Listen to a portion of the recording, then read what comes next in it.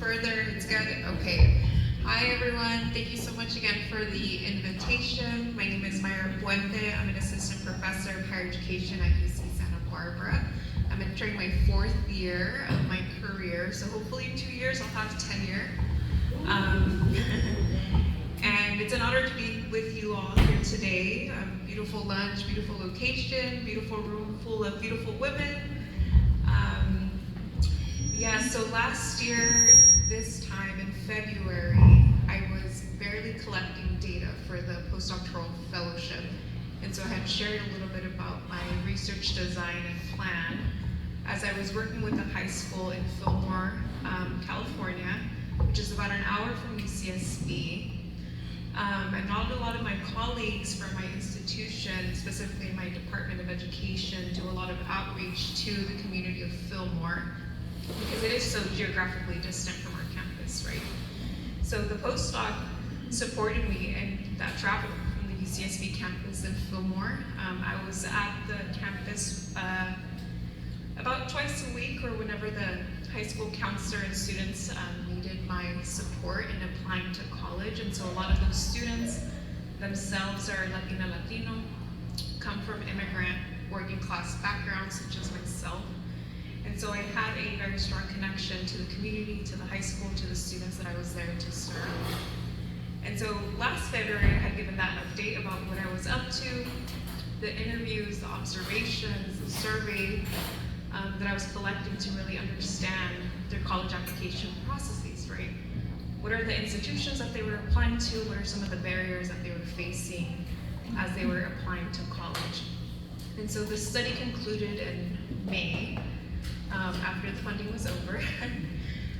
But during that time, a lot of what I learned, and this was also during a lot of ICE raids that were happening at that time in the community of Fillmore, and that we're starting to see back up again happening now, targeting a lot of immigrant communities, farm worker communities. And so a lot of the students were thinking about that sociopolitical context, right? And what it would mean for them to leave their families, to leave their communities in pursuit of higher education, and be away from their families while pursuing higher education. So a lot of the students initially, when they applied to college, were thinking about applying to institutions that were maybe further away from their communities. And then once they were admitted to those institutions, a lot of students were applying, for example, like in the East Coast and these faraway institutions. But then when they were making these decisions and thinking about the sociopolitical context and what it really meant to be away from their families during this time, actually instead opted for attending local community colleges. Moore Park, Oxnard, Ventura is the closest community college to them, and local CSUs as well, Northridge and Channel Islands. And some did choose UCSB, which we were happy about. But all that to say, right, is that in this study I learned that these students from these communities, because of who their parents are, and because of the sacrifices of their families, right, they do have these high college aspirations. And with somebody like me present there, a professor, working with the counseling team, we were able to distribute a lot of resources to the students to increase their college applications. And the high school counselor told me that that senior class was one of the most academically competitive senior classes that they had seen because of the amount of resources that they had to be able to apply to all of these higher education institutions. But applying and enrolling, right, are separate things. And so when it came time to enrollment, they had to think about, as I mentioned, the sociopolitical context, but also their financial aid packages that they had received from these institutions, right? And as we know, and as we've been keeping up with the news and seeing everything that's happening under the Trump administration, the cutting of financial aid has disproportionately impacted students such as them, right? Students from these immigrant working class communities that depend on FAFSA to be able to go into higher education. So all of these structural realities impacted their college pursuits by the time that they enrolled in May. So that was where I concluded the study in seeing what were the barriers, where did they apply, and where did they actually enroll. And as I'm speaking to you all today, they are now first-year college students. And so what I'm working on at UCSB now is to submit a new, it's called IRB, a new research application, to follow up with these students and see how did their first year experience actually go.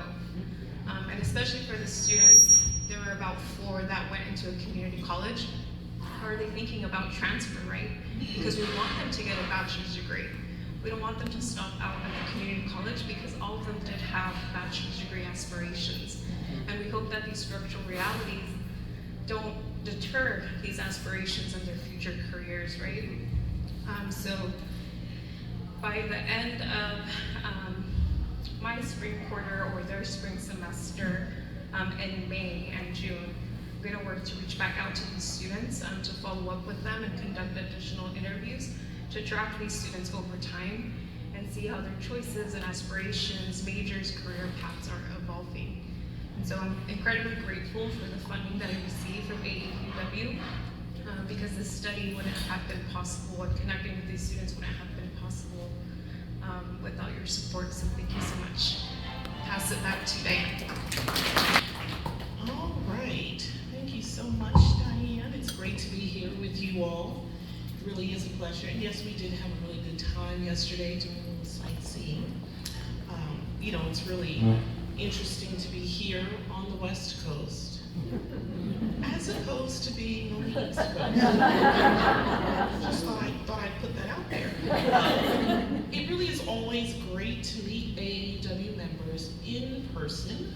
As Diane mentioned, I've been with AAUW now for just over 20 years. I had not envisioned that I would be with the organization for so long. When I came to AAUW initially, you know, I was parenting 3 kids, and you come to a place that's supporting women and girls because you know that hopefully they understand what it's like, you know, when you're raising your kids as well. But it's always great to come in person because learning about the work that you are doing, about the community that you are in, getting a perspective on everything that you are doing, the impact that you are having is really amazing. I have not been to AAUW California since pre-pandemic. So, and as Diane mentioned, one of the things that I did attend, and I remember, it was the gathering for the current fellows, and I went to the one in Los Angeles, and then went up to the one that was in San Francisco, and it was absolutely amazing to be in the same room with someone like Myra, and those who benefit from the generosity of AAUW's giving. So that's been really, really great. It's always great to hear about sort of the longevity of branches. Now, who did I meet who said, was it someone from the Santa Maria branch who said that you're celebrating your 75th anniversary? Yeah, 5 years. Congratulations. Yes. Congratulations.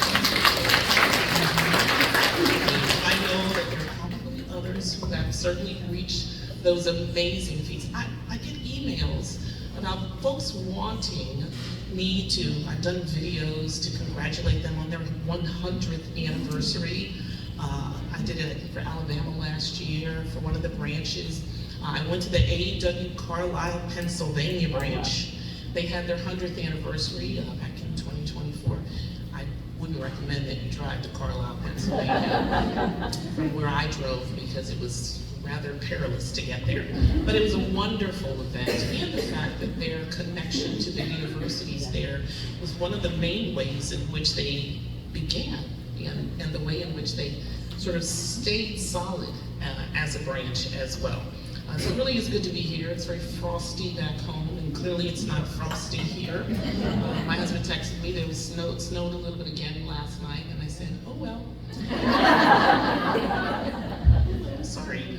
And when I think about having someone come to me and say, I've been a member of AAUW, then you'll get me here. So I'd like to start out by asking now, raise your hand if you've been a member of AAUW for more than 5 years. Raise your hand. Keep your hand up if you've been a member for more than 10 years. Keep your hand up if you've been a member for more than 20 years. Keep your hand up if you've been a member for more than 25 years. Keep it up for more than 30 years. Keep your hand up if you've been an AEW member for more than 35 years? Holy cow. Keep that hand up if you've been a member for more than 40 years. 45 years. 50 years. Oh, holy cow.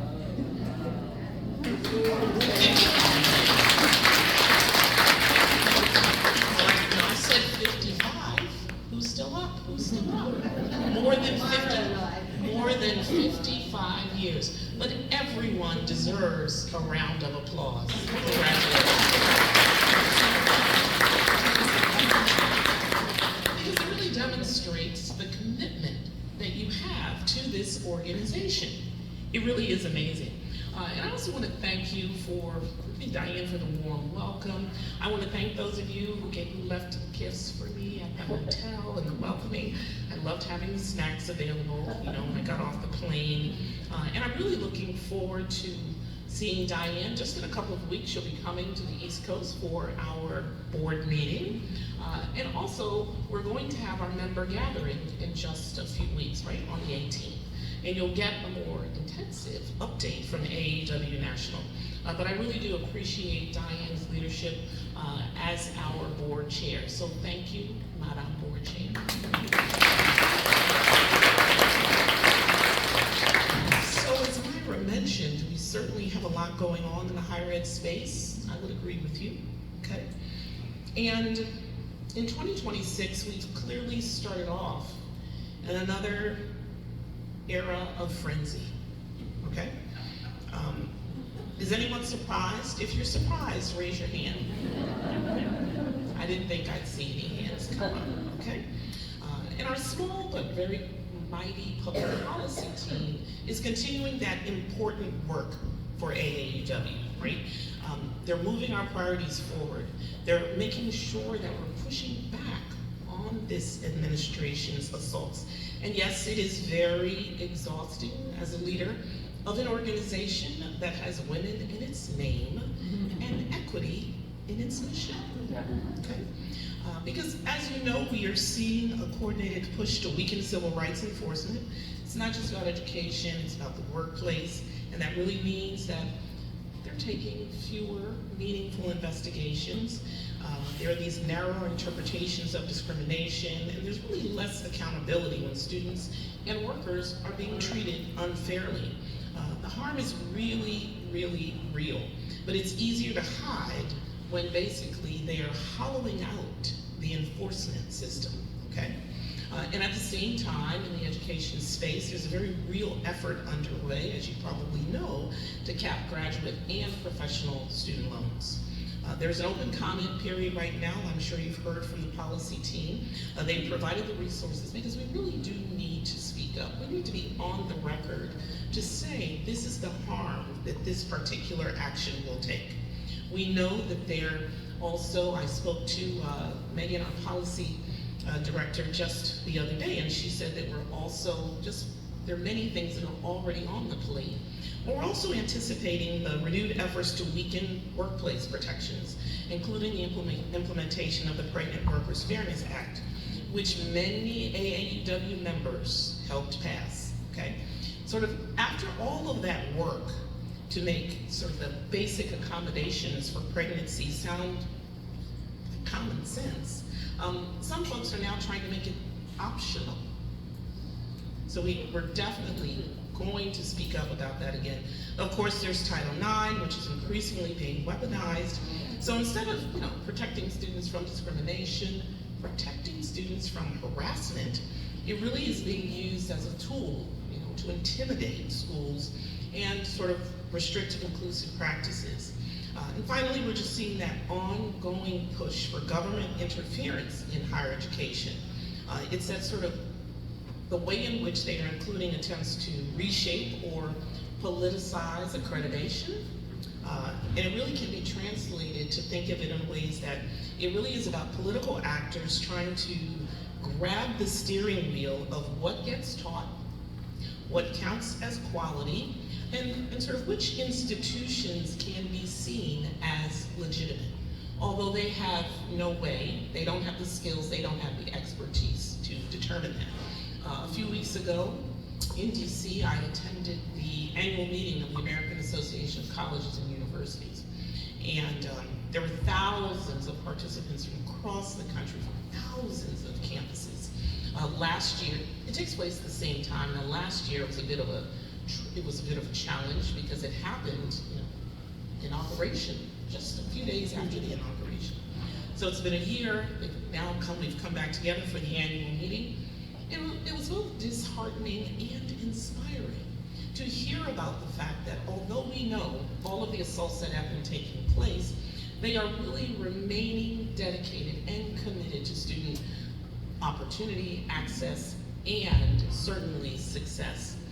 And they've been navigating this pathway in ways that they don't want to destroy everything related to diversity, equity, and inclusion.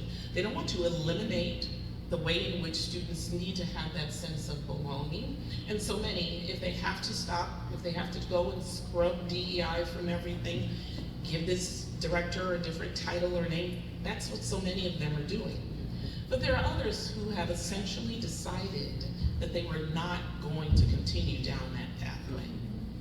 And so the conversations were very enlightening as well, but it really was about the fact that they need to stand up and advocate. Because last year when it all just taken place, many presidents, and leaders over the past year in higher education have basically said, we're just going to buckle and we're going to put our head down. We're not going to push back. And this year it was really about the fact that they really do need to step up. And they really do need to make sure that their voices are heard. Because it's really important. This is why it matters. The decisions to shape who gets in, who gets through, and who gets protected, whether it's in school, whether it's at work, or whether it's in life, is important. It's about calling it what it is, a gatekeeping mechanism. And they're trying to make it seem like it's being fiscally responsible, right? Because when civil rights enforcement gets weakened, discrimination doesn't sort of magically disappear. It just gets easier to ignore. And the message becomes, good luck proving it. And that's sort of that's certainly what they are doing. And of course, it's hardest for the people, it hits hardest, the people who already face the highest barriers. You know who they are, women of color. When Title IX is turned into a weapon or accreditation is politicized, the stakes are bigger than one campus or just one policy. It's about whether higher education really does remain a credible pathway and whether students can learn in environments that are safe, inclusive, and governed by standards instead of by political pressure. So yes, it's very serious, but it's also exactly why AAUW exists. We've seen many hard moments before, but we're still here. And we're not backing down now. On so many other issues, a few months ago I spoke at a Supreme Court rally. AAUW members were there, the lobby corps was there, because it really is important. Our voice remains strong, but it's also risk. It is a risk.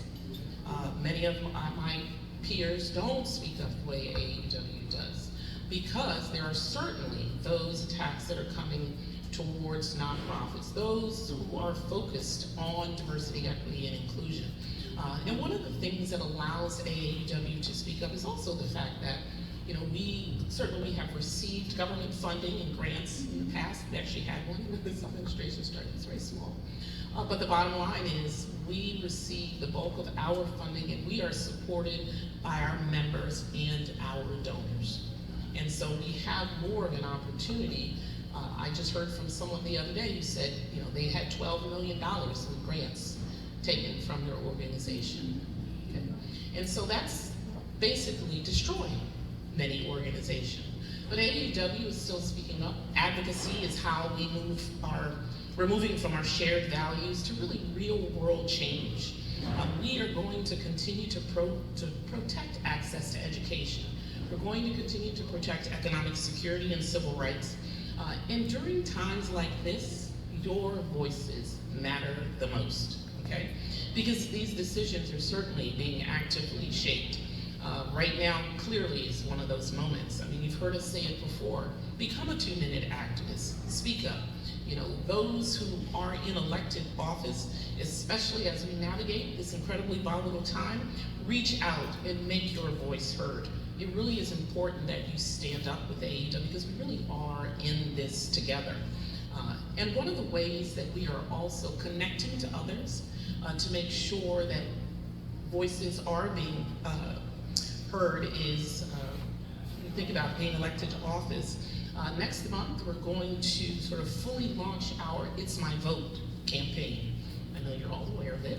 And we'll be doing it in partnership with the League of Women Voters. Thank you. So we will be issuing a new voter issue guide and updated position papers. It really is to help members engage on issues that align with our mission, clearly, sort of confidently, and obviously in a nonpartisan fashion. You may remember that in the fall, we were very excited to join the League and fellow women-led organizations as part of their campaign entitled Grassroots Power Partners Initiative. And it really is it's a key piece of the League's Unite, Rise, and the Rise 8.5 campaign.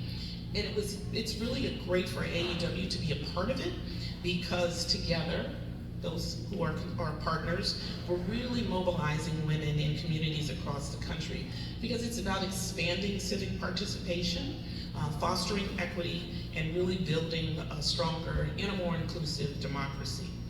In addition to our partnership with the League, we're part of multiple coalitions. I'm always asking Megan from time to time, she'll say, well, a member asked me, how many coalitions are we a member of? And Megan says, I don't even know how to give them that list. Just know that we are connected to a number of coalitions. And it's really about AEW's public policy priorities. Because something may be a part of our priorities, it doesn't mean that we have the staff or we have the resources to do all the things, right? Our strategic plan tells you the 3 areas that we're focused on. So for example, we partner with so many other folks. For example, we're a member of the ERA Coalition. We're a member of Equal Pay Today. We focus on all the gender equity issues. I'm on the board of the Leadership Conference for Civil and Human Rights. AEW is a member. We signed on to amicus briefs, right? With the National Women's Law Center and other people. So those who can push these issues forward, who have the expertise and the qualification, AEW is a part of that. We also make sure that we're a part of events, that they are a part of, we bring in their expertise when we host events as well. So that's a way in which we definitely come together, and everyone, particularly in this moment, we're leaning on each other and on each other's expertise. And so beyond public policy is really important. Another priority area of work, that was mentioned by Diane, it really is about our fellowships and grants, right? That are the foundation of AEW as an organization. It's the fellowships and grants. It's the reason why Marion Talbot and those 17 women came together to create AEW, for that access to women in higher education. Always heard, I told the story about I spoke last week to a group of students at Georgetown University, all women, and we talked about the fact that, back in the day, it was late 1800s, Harvard had done that study that indicated that if you couldn't get an education because it would have an impact on your fertility. And it was AEW. It was AEW who did a survey of their members, who surveyed thousands of members at the time, that determined that you could actually even get a master's degree and also have a kid. So they love that story, right? And so our fellowships and grants and support people like Myra, it really shows the way in which AEW supports brilliant women, how we use support for their education to help change their lives. This current year, impressively, we awarded $5.5 million to 228 scholars and community leaders, not just in our own country, but across the globe. And in our U.S. citizen academic programs, that includes the American Fellowship Selected Professions in our career development grants, we really are continuing to close that gap to opportunity. And we really want to make sure that we are the ones that are determining who gets to lead, who gets to thrive, and who gets to innovate. So the current cohort is a good example of that. So 56% of those, in those 3 programs of awardees identify as first-generation college students. 60% of them identify as having been raised in or they're leading a single-parent household. And 23% of them hail from or they're pursuing their studies in states with some of the lowest levels of academic achievement in our country, from West Virginia to Nevada to Tennessee and Indiana. I don't have to tell you what those states are. 64% identify as women of color. And for us at the national level, those programs aren't just a line in our budget, okay? They really are the most direct way that AAEW delivers on our mission. We remove the barriers so women can complete credentials, they can enter underrepresented fields, and they can advance in leadership. And for many of the programs, it's during that sort of make or break situation, you know? It's that moment when they want to gain new skills. It's that moment when they may be pivoting to a new career. It's that moment when they haven't been in the workforce, but they need some training in order to get back. It's that make or break moment. In November, we had our 2025 Alumni Recognition Award, and that was awarded to selected professions alumna, Dr. Yi-Shing Khan. And it was an amazing presentation because she shared how getting her AAEW award back in 1985, she was pursuing a master's degree, she was pursuing an MBA, and she didn't know how she was going to pay for that second year, and the amount that AAEW provided for her gave her exactly enough to be able to complete that degree. And Yi-Shing has had an amazing career as a top woman in investment and finance and has made the Forbes top lists of everything, and certainly says all the time that it's because of AAEW that she was able to accomplish that. And she really is amongst a long list of women who have risen to the highest levels in their particular fields. One of the things that we're also working on now is that we are increasing the engagement of our alumni, those who have received AAEW fellowships. And we want them not just to connect with each other, we want them to have a deeper relationship with AAEW. So that's something that we're really putting a lot of effort into as well. And just like our fellowships and grants, Global is also a part of AAEW. We don't talk a lot about the global work that we do, but AAEW was involved with the UN before its conception, right? Many people don't know that. And as you potentially might be aware that the current administration is disaffiliating the United States from major parts of the UN. Which is quite significant. And we're all trying to grasp that significance as it unfolds. We already felt the impact on our international fellowships program this year, where we ended up not being able to support women from specific countries that were banned from coming to the United States. And it was devastating for those who had gone through an incredibly competitive process and then were unable to get a visa to come and study at their institution. So the Fellowships and Grants team has certainly had to navigate a very, very unsettling time. But we managed to be able to fill all of the slots, to make sure that we're being responsive, and also to be flexible in more ways, understanding that you don't know what's going to happen from day to day.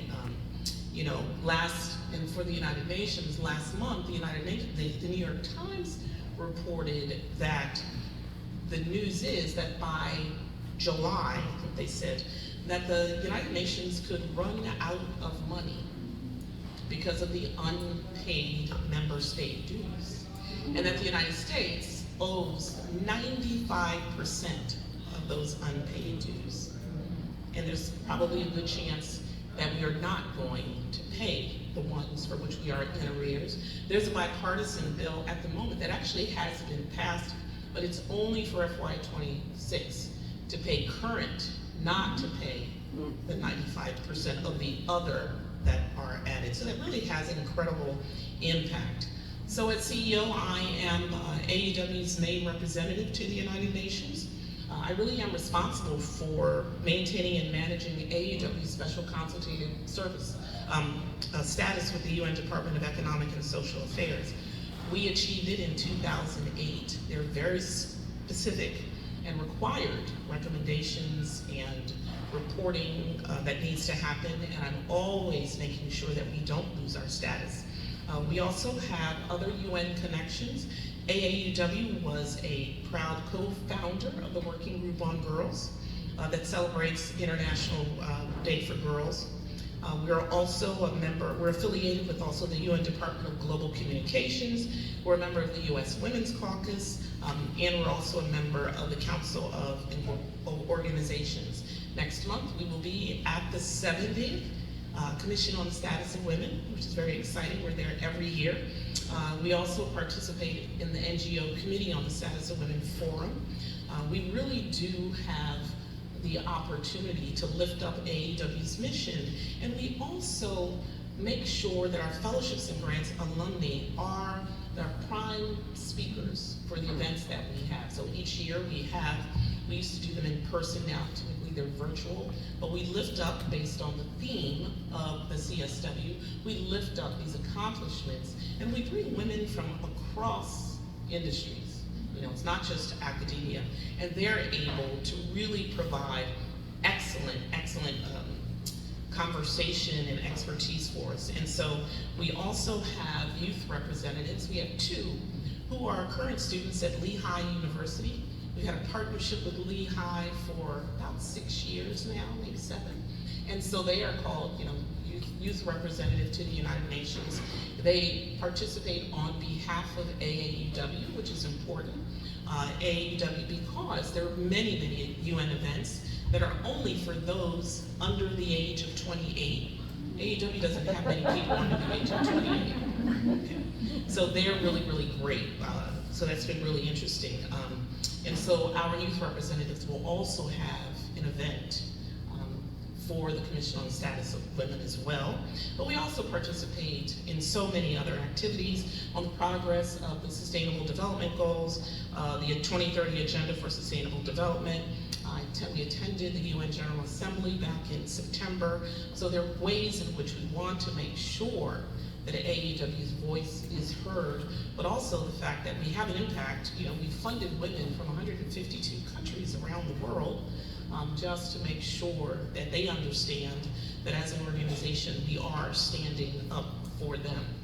So that's really just sort of a quick update on some of the national efforts, and you'll hear a lot more during the winter member gathering. Our programs, our policy, our advocacy efforts really are core to AEW's mission. We also, one of the things that I also wanted to mention, Nick Whistle will be happening again this year, being led by NASPA. So if you want any information, make sure you go to the website. The ones who attended the very first year last year, when we shifted it over to NASPA, I was one of the keynote speakers there. Those who were funded by AAUW and were able to attend were very excited to be there. And certainly, they are very grateful that AAUW still continues to support NASPA. So we're very interested in making sure that we continue to participate. But on that advocacy side, we know that members like yourself, you just engage thoughtfully. You really do engage very confidently. So we're really always there as much as we possibly can to support you. The policy team has the toolkits and the resources. We're constantly pushing it out in Membership Matters, you know, in Mission and Action. We really want state and local branch efforts to continue to have that impact. I mentioned Lobby Corps before. You know, Lobby Corps is dedicated. They're on Capitol Hill twice a month. You know, they're going up there. Clearly, this is not a great time to be on Capitol Hill. Lobby Corps is there. So many key issues are being decided right now. Whether it's the public comment periods, remember that, oversight hearings, the policy negotiations. And although it's focused on creating and not eliminating barriers, this really is sort of when informed, credible voices, as I mentioned, can really speak up and be heard, and really speak up and influence. AEW as an organization and AEW members are really powerful in this moment, in your local communities, at the state level, and at the national level. And so together, we really do need to show up informed and knowledgeable. We need to be visible. We need to be aligned. It really is about us continuing to not just protect, but also expand equity and opportunity. AEW really does remain a valued and a very esteemed organization, okay? Your efforts have really been why AAUW has been able to exist for 144 years, has had the opportunity to provide life-changing funding to over 15,000 women just from the national level. From the state level, we can probably triple that number. And it really is important because you have been the ones that enabled us to dismantle these barriers for more than a century. I was really impressed, I mentioned to someone about your brag sheets. Thank you so much about those brag sheets. Mainly because I'm gonna share that information. You know, a lot of it comes in, like those of you, shout out to those who are 5-star or 4-star folks. And I know a lot of that information, you know, gets sent to the membership team. But also, those are the key issues that I want to share with the national team, with staff who aren't like Tremaine and who don't have engagement with members, like the fellowships and grants team that's more engaged with the fellowships folks, so that they understand how on a local basis, on a community basis, that AAUW members are having just an incredible impact. That really is important because the depth and the breadth of AAUW California's impact on women and girls is exceptional, absolutely exceptional. And you set the standards for so many branches across the country. The impact, whether it's from Tech Trek or local scholarships or advocacy despite the ongoing challenges for many with membership recruitment and, you know, filling those leadership roles, you really do deserve, once again, a round of applause. Thank you all so much.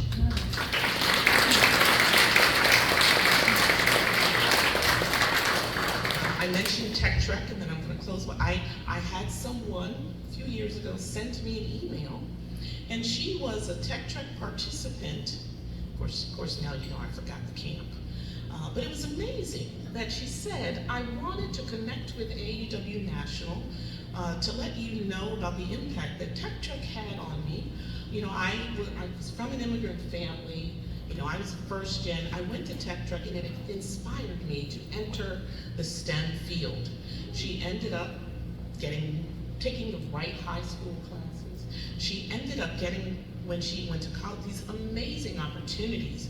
She was at Johns Hopkins, she did all of this research, and she was doing this degree program that literally, when I saw the name of it, I had no idea what it was. Something related to physics and geo, this and engineering. And she talked about she'd been able to travel abroad for the first time, all of these amazing things. And she kept putting in the email, it was because of Tech Trek. I would never have been able to do that. So your impact on these girls and then on moving them in the direction of those fields where girls are still not being given good information, and also at the academic level where they're not pursuing those degrees is really important. So thank you once again for having me join you. It truly is an honor to lead AAUW. I don't know how this organization can be lifted up even more. People love AAUW. People stop me in the street and say, you're Gloria Blackwell, right? Or recipients out of the blue will come up to me and say, I received an AAUW fellowship and it changed my life. Whether I'm downtown in Washington, on my way to the doctor's one day, some random person comes up to me and says, I know you. You're the head of AAUW. You changed my life. Someone else. And so they really always want you to know how your support changed their lives. So thank you all for all that you have done. We're in this together. Being a leader during this time, I have to say, because Diane's here, being a leader during this time is really great. but it will always be great, because we're not stepping back. And being a part of this amazing organization has also changed my life. And I thank you all for everything that you have done, and I certainly look forward to working together in the future. Are there any questions?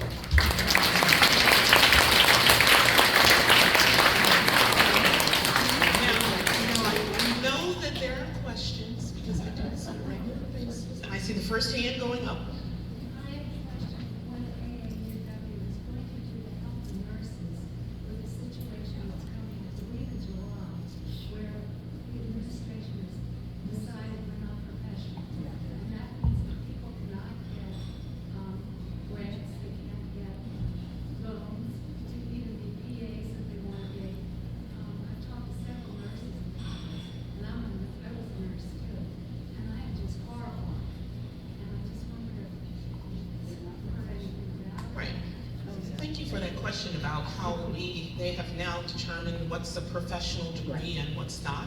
You know, the policy team is working, you know, within the coalition on how is it that we can continue to lift up and also push back on those issues. One of the things that really is important is that an organization focused on education, it was Ed for All, has now been sort of restarted and rebranded, and it's called the Alliance for Higher Education.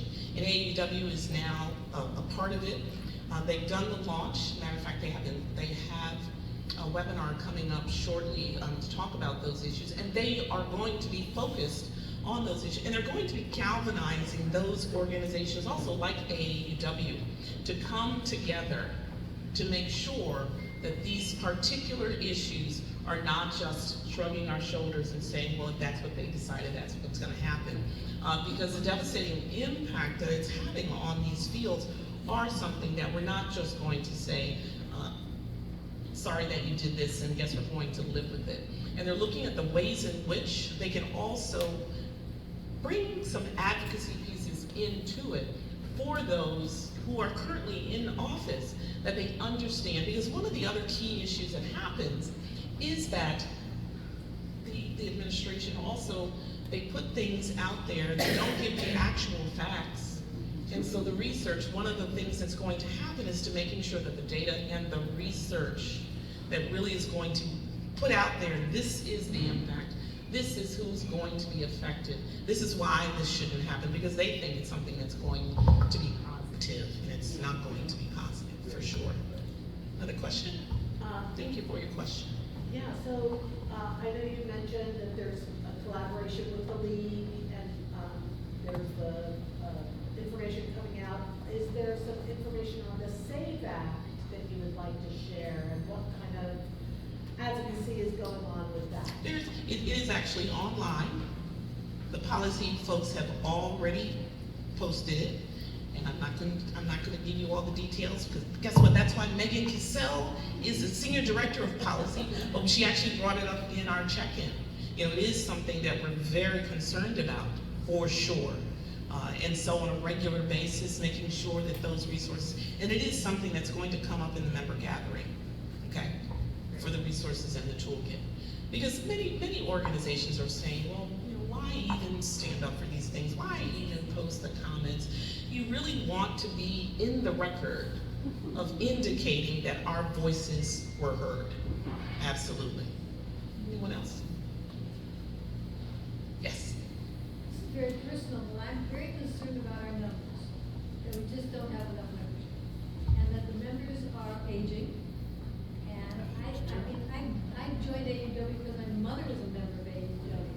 And I spoke to you about this. I think we need to push about legacy. And those who not only had mothers who were members, that we want to carry on what they believed in, that we want to do it for our daughters. And also this idea that we're giving away money, we're giving it away. I was recipient, and I have not money from AUW. But I think it should be tied to membership. So that with your recipient, you say thank you, and you stay member to the organization. I don't think we do enough outreach like that. Thank you for your question. Yes, the numbers have certainly decreased. And it's not that much different from other organizations. everyone's numbers have just gone down. And one of the things about, and you talk about, for example, generationally, I remember when I started at AAUW and then connecting with the membership team over the years, certainly as well, that people would say, well, why is it that if you're a member, why isn't your daughter a member of AAUW? And people would give the reasons why.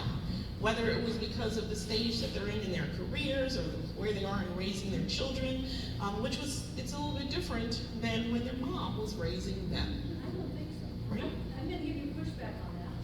Go for it. I think it's because we as older women have not told our younger generations how wonderfully hard we work, so they have the equity that we didn't have.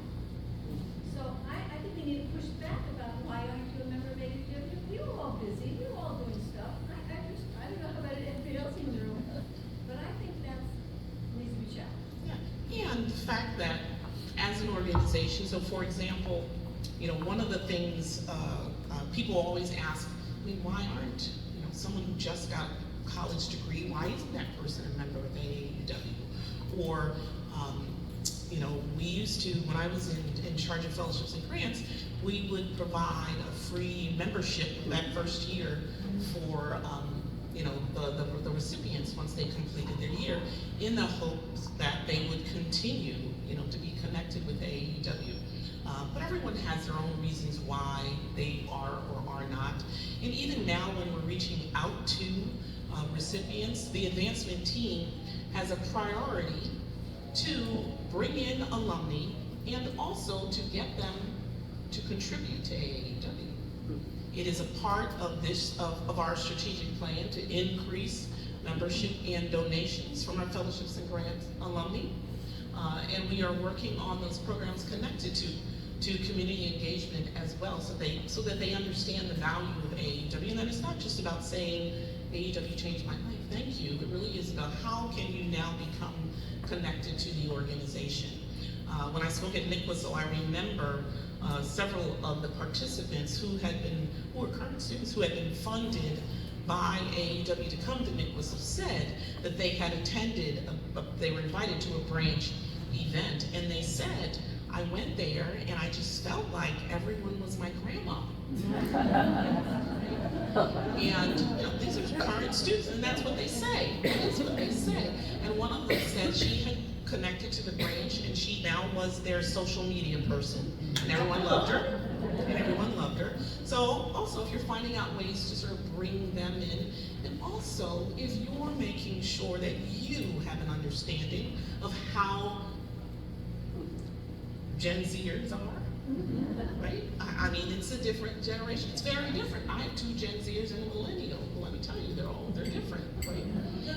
And so it's about understanding where they are and hearing their points of view is important as well, because they do love the organization and they would love to be connected. Yes. A follow-up on that. Could we recognize everyone in the room that has only been a member 1 year or 2 years? Sure. Let's look at some of our youth or our new members as opposed to everyone who's been 55 So years. if you've been a member of AAUW, I started out with 5, so less than 5 years, which were AAUWs, so less than 5 years, right? Raise your hand.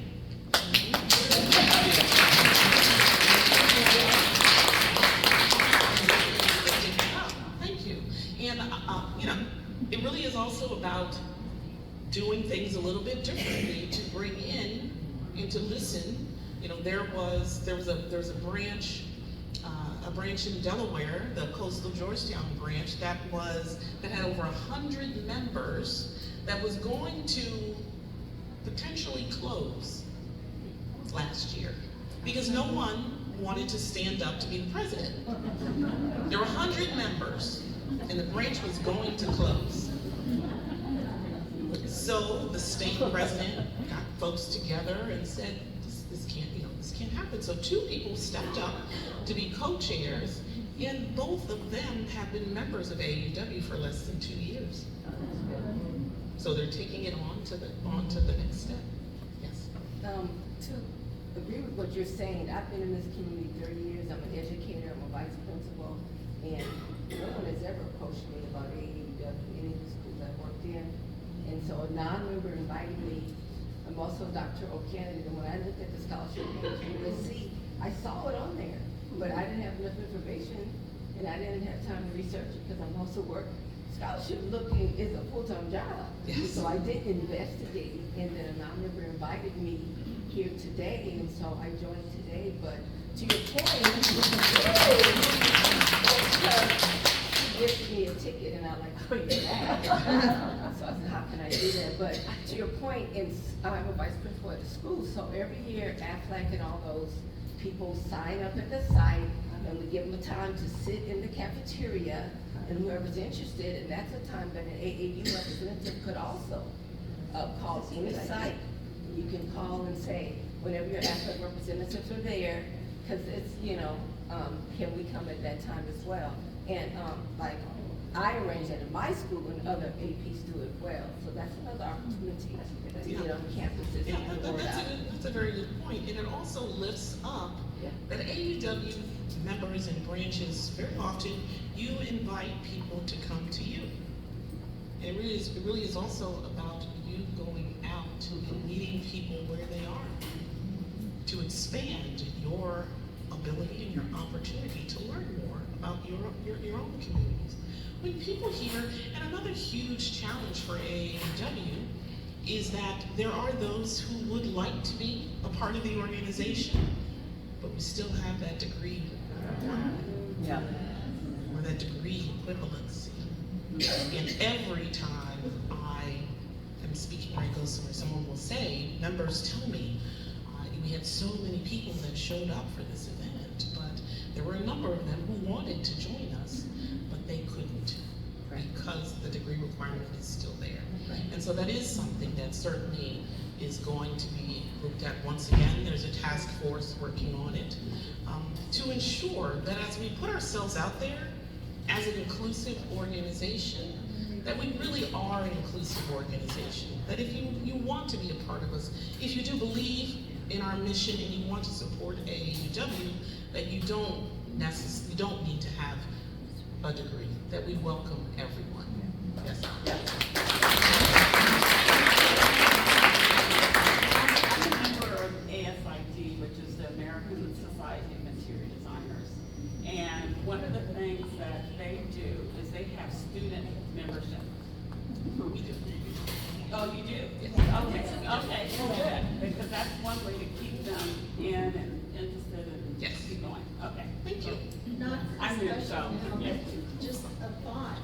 Would it be possible when we look at membership qualifications that if specific states are totally fine with opening it up, but other states are not, could we look at a different type of membership? That has come up before, and no, the board has not wanted to move that forward. And the bottom line is, there are opportunities. There's something sort of out there now, obviously, to think about that whole degree equivalency, right, Diane? I mean, it's something that comes up certainly, but also sometimes that also is a lot of work. Yeah.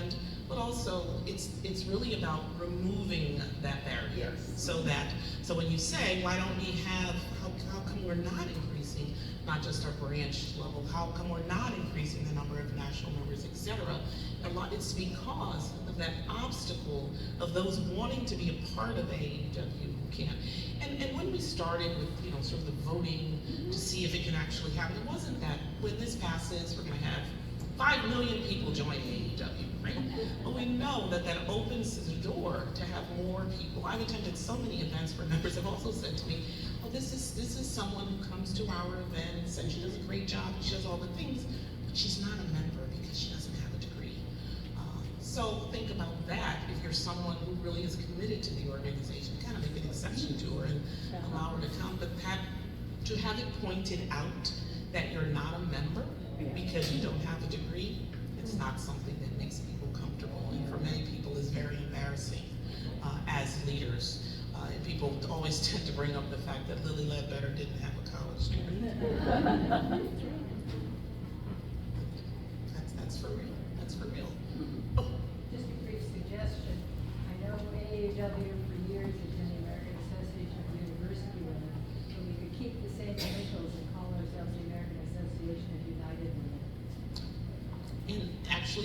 that was done.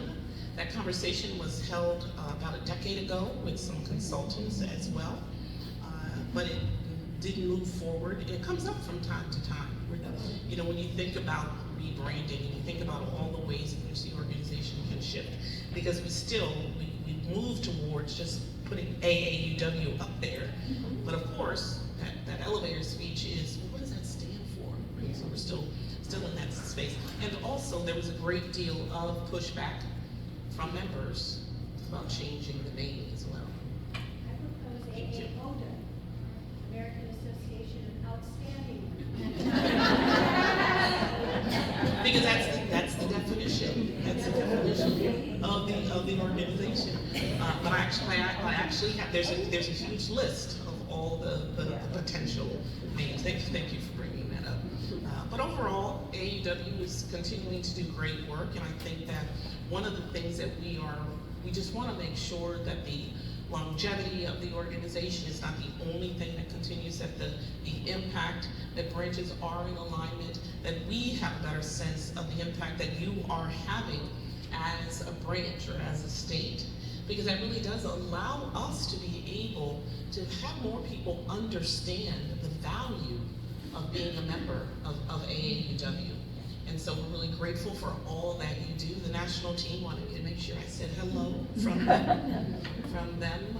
We do have a small but not mighty team at AAUW National, and they're really committed to this organization, and they're really committed to the fact that you have been those individuals that have helped this organization to move forward, and we are there to support and to serve you. So always make sure to reach out, you know, participate in the office hours, you know, connect, make sure you reach out to connect with those webinars that are happening. I mentioned there was a great webinar that happened a couple months ago about how to increase membership. And I think there were 3 branches that participated, and they did a fabulous job. The advancement committee put it on, and it was really good because there were younger members that participated on how they were bringing in new audiences and new members and getting the word out about AAUW. So I highly recommend that as well. So thank you very much.